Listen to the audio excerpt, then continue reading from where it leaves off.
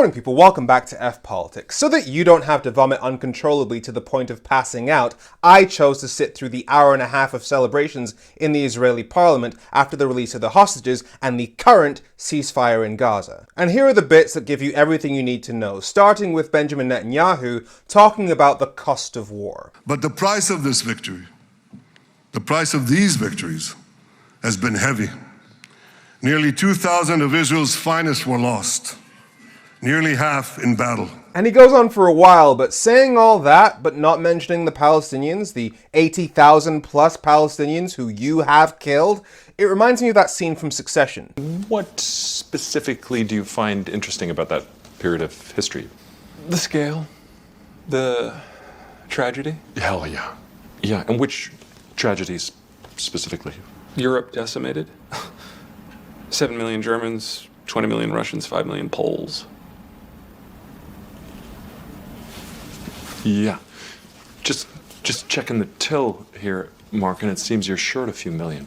And yes, I am making that historical comparison with my full chest. And that's not just because I've met a Jewish Holocaust survivor who has explicitly said that the actions of the Israeli government are a repeat of the actions of the Germans during World War II, but because Donald Trump, in his speech today in the Israeli parliament, explicitly criticized the lessons that humanity learned in response to World War II. We decisively won World War II decisively, and everything in between and everything before it, we won everything. And then they had the brilliant idea of changing the name from war, it was war, to defense. And with that went a certain thinking. And we fought in a very politically correct way after that. Yeah, because after World War II ended in 1945, the Geneva Convention was signed in 1949, which basically said you can't do things like genocide. Genocide which Donald Trump has explicitly armed, as he goes on to admit to. We make the best weapons in the world, and we've got a lot of them. And we've given a lot to Israel, frankly. I mean, Bibi would call me so many times, can you get me this weapon, that weapon, that weapons, some of them I never heard of, Bibi, and I made them.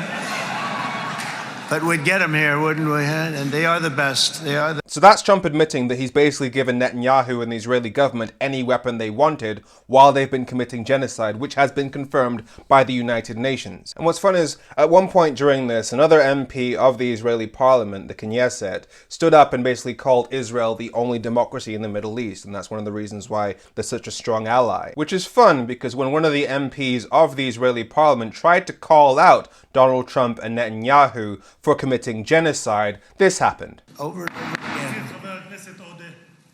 להוציא את חבר הכנסת עודה, להוציא אותו מהאולם, להוציא אותו מיד החוצה, להוציא גם את חבר הכנסת כסיף, להוציא את חבר הכנסת כסיף מהאולם, להוציא אותו. That was very efficient.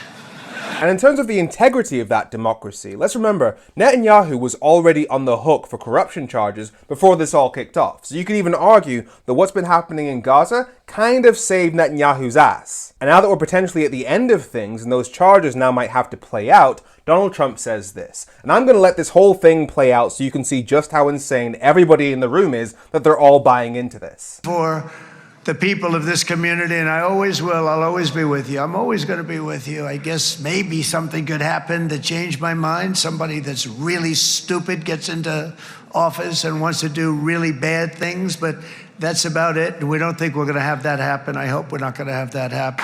Hey, I have an idea. Mr. President, why don't you give him a pardon? Give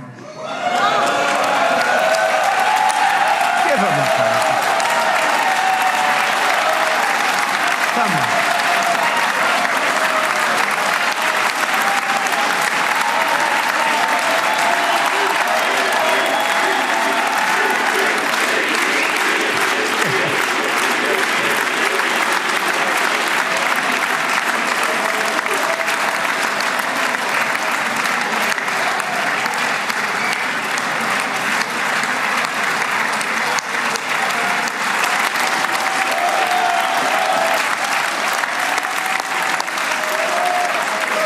Because aiding and abetting genocide was clearly not enough for our Donald. We had to add corruption too. So to sum up, we have a complete disregard for the tens of thousands of Palestinian people who Israel have killed. We have Donald Trump implicitly attacking the Geneva Convention and the very concept of doing war morally. We have Donald Trump admitting to supplying any of the weapons that Israel wanted in order to commit genocide. And we have Donald Trump explicitly pressuring the Israeli parliament to allow political corruption to slide, and the response to that was rapturous applause. If you haven't thrown up yet, see a doctor. I'm Femi. Make sure you follow F Politics, so politics doesn't F you. Have a great week.